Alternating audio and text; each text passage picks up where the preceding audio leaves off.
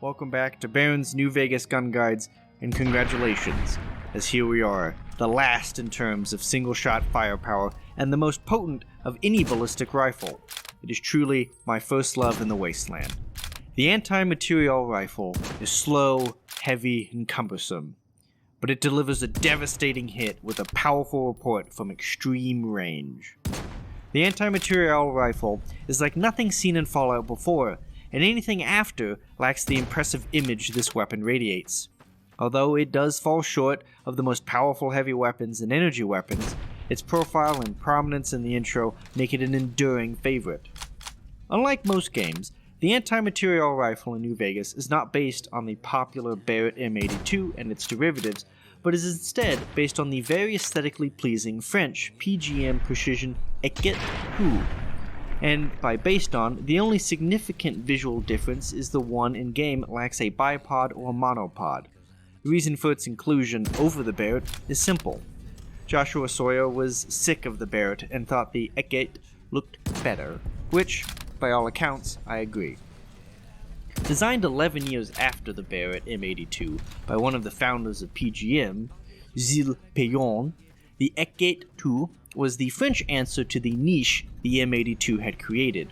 Based on the smaller Ultima ratio, the Equette 2 was simply an upscaled model for the 50 cal BMG cartridge.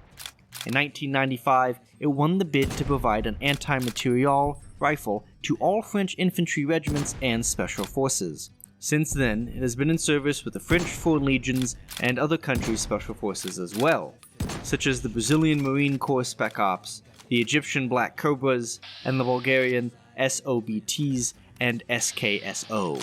How its design made it to America in game, however, is unknown, but the fact that it's a bolt-action versus the semi-auto M82 means that it would survive the ravages of time much better, especially since the real-life version uses a stellite alloy, like that used in heavy machine guns to maximize barrel life. And what a barrel it has! At over 2 feet, it's over half the weapon's total length, and is capped with a massive muzzle brake that both adds to the iconic silhouette and reduces the recoil to that of a 7.62mm rifle, much like the M82, but with no springs. As the only weapon in-game chambered for the mighty 50 caliber round, it deserves a short history here. Designed by none other than John Browning for anti-material purposes around 1918, it was always intended to be used in a machine gun, specifically the upsized M1917, known as the M1921, or the M2 as it was later known. This created a new designation of firearm, the heavy machine gun, or HMG, and was a direct response to the German anti-tank rifle and the K-bullet firing machine guns. The M2 soon found themselves strapped to everything, from 6 to 8 on a plane, to one for every tank. To destroyers bristling with them like a porcupine, the M2 made history quick.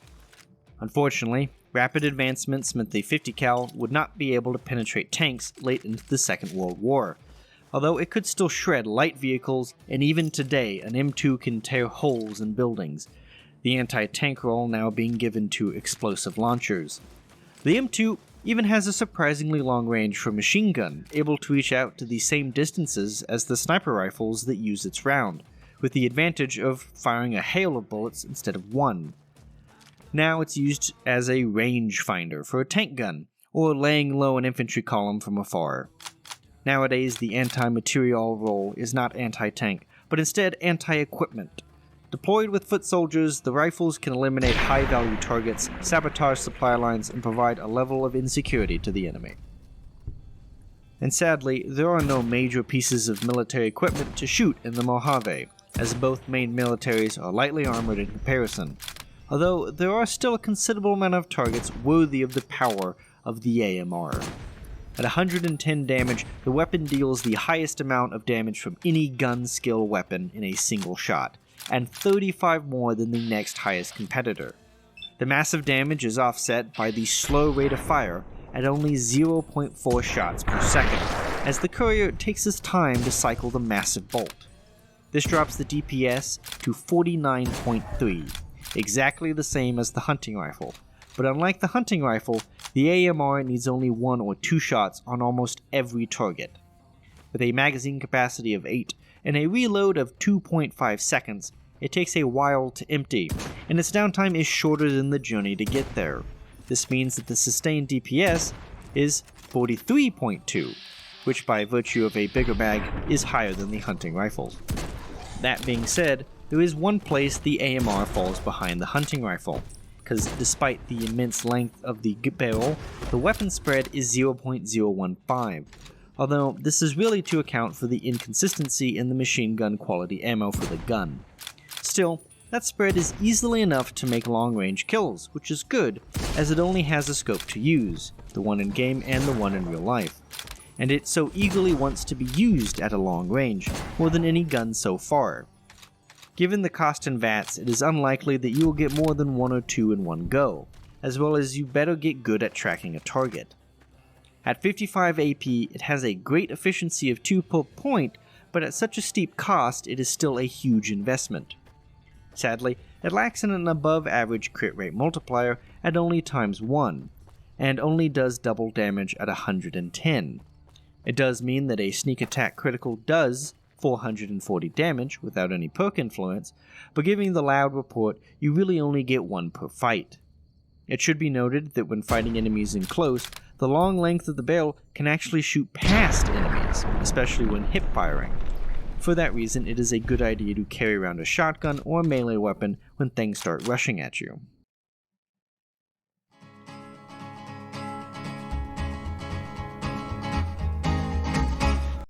Now, how much does it cost to own and use this monster of a weapon? To put it in one word, it's expensive. At 5,600 caps, it's not as expensive as some fully modded weapons, easily being cheaper than the much lighter and silent sniper rifle, but the durability for some reason isn't great, only being a little better than the sniper rifle at 470 shots. In real life, the Eket 2 has a barrel life in excess of 12,000 rounds, but it's been a few hundred years, so we can cut it some slack. With no mods for the base game version, it does not have much in extra expenses, except for the ammo. 50 BMG is the heaviest and most expensive conventional ammo in the game, weighing a quarter of a unit per round in hardcore. It is a weapon for only the strongest of couriers.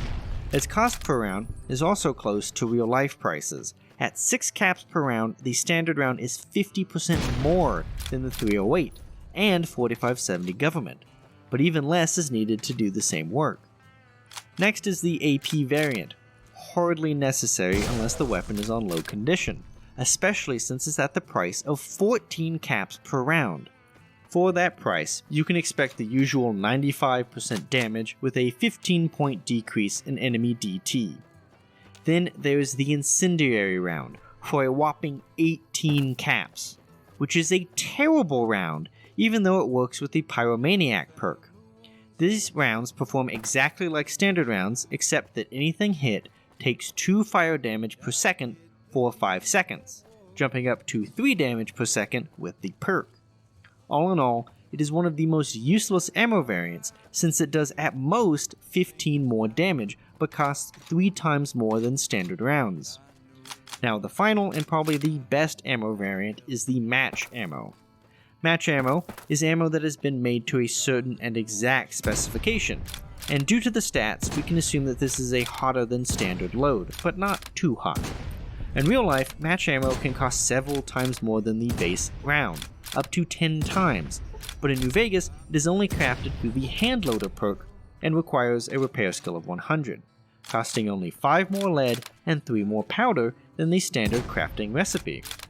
For that small increase in material cost, you get a round that has a value of 8 caps, so it isn't worth selling, but it increases damage by 15%, which is more damage than the full length of time the incendiary round gives you, and it also reduces the spread by 35%, making it the weapon with the least amount of spread in the game besides the 2 energy weapons that have 0 starting spread.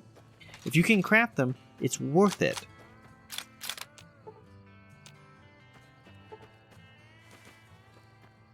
Now, much like the match ammo, everything about the AMR has high requirements.